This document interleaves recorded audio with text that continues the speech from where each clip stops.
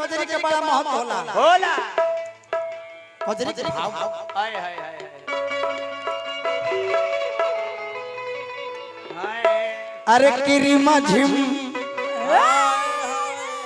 ये भी सावन का महीना चलता सावन के महीना में कजरी ना गाए तो कर कोनो महत्व ना रहे। हनुमान जी कैसा चलता है कैसा दुर्गा जी के पूजा करम तो सरस्वती के प्राप्ति होई होई लक्ष्मी माई के पूजा करम धन के प्राप्ति होई होई सरस्वती माई के पूजा करम तो ज्ञान के प्राप्ति होई होई लेकिन ये भैया ये चाचा खाली पूजा कइला से ना कर्म कइला से कर्म प्रधान विश्व रचि राखा कर्म प्रधान विश्व करी राखा आ जो जस करनी तो फल चाखा। भगवान भी कहते हैं क्या कि तुम भगवान से डरो चाहे मत डरो लेकिन अपना कर्म से डरो कि जो तुम कर्म कर रहे हो इसका अंतः परिणाम क्या होगा। अष्ट सिद्धि नौ निधि के दाता हनुमान चालीसा में गोस्वामी बाबा लिखल अष्ट सिद्धि नौ निधि के दाता अष्टपर दिन ही जाना की सावन के महीना है कजरी के भाव तनी रवा सब से आग्रह पर बढ़ जाए जगह लेके बैठ जाए। गुरुजी कहत रहले आप फोन पर की मात्र 200 आदमी के बैठे के व्यवस्था कइले बानी यहां तो 2000 आदमी हो गई। रवा लोग के आशीर्वाद बा हां जी जगह लेके बैठ जाए। जगह लेके बढ़ जाए तनी गर्मी उधरों से हवा आई बढ़ जाए तनी जय हो और रात भर के तनी बढ़ जाए रात भर के प्रोग्राम बा बढ़ जाए किरीमा झिम गुरुजी बरसला हो सवानावा नासा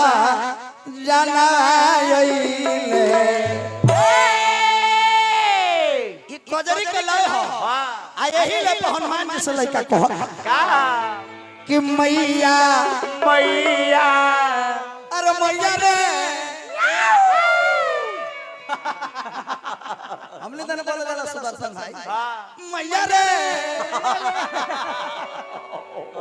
आओ ना तो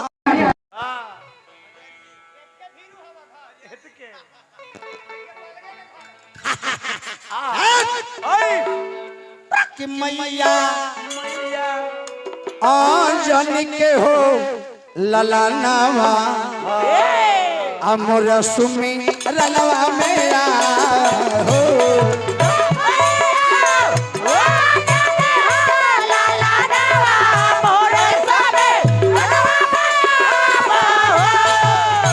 मैया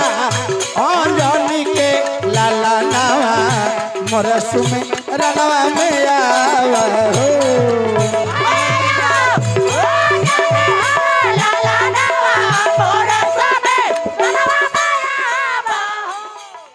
यही जब बड़ी हम अपन कोटे डाल ले सब बाना दूसर बाल लेकिन हम डाल का सुमीरा नावा मेना कि मैया अंजनी के लाला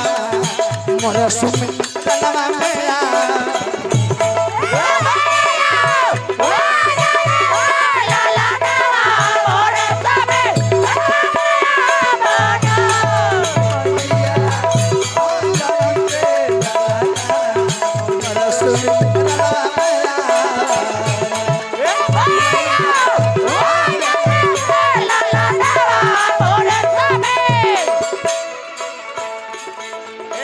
आरती की जय हनुमान लाला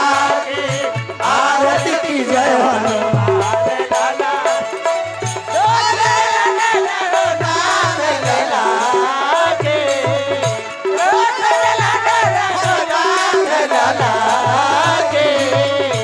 आरती की जय हनुमान लाला आरती की जय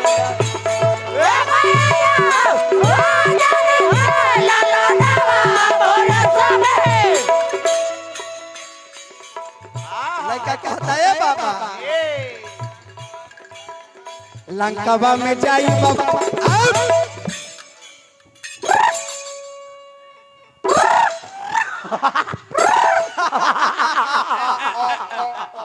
आगे मत बढ़िए भाई। सुदर्शन भाई भाई आगे मत आगे मत बढ़िए भाई, विकलांग बैठे हुए हैं। अरे खाने का तो स्पेशल बोगी रहता है, खाना जाता है, सेव जाता है, केला जाता है। रिजर्वेशन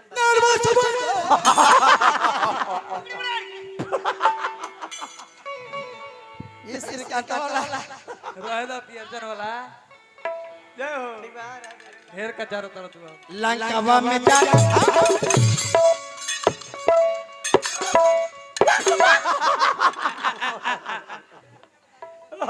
एहू एगो कटिंग हलो तू। वायरल हो जाए वायरल। हां लंकावा में जाई बाबा लंकनी के मरला लंकावा में जाई बाबा लंकनी के मरला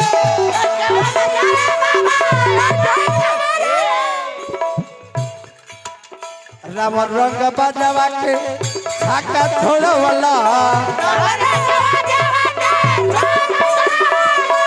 राम रंग बजवा के छाका छोड़वला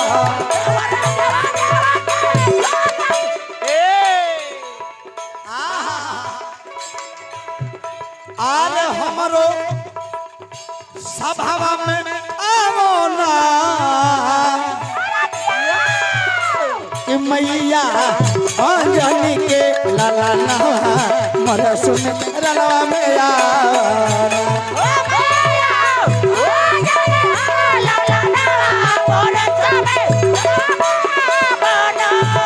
मैया अंजनी के लाला ना मर सुन रलवा में आ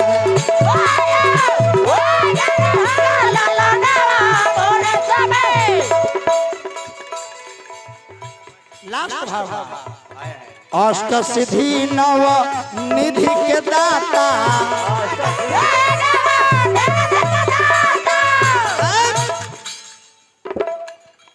असबर दिन जानकी माता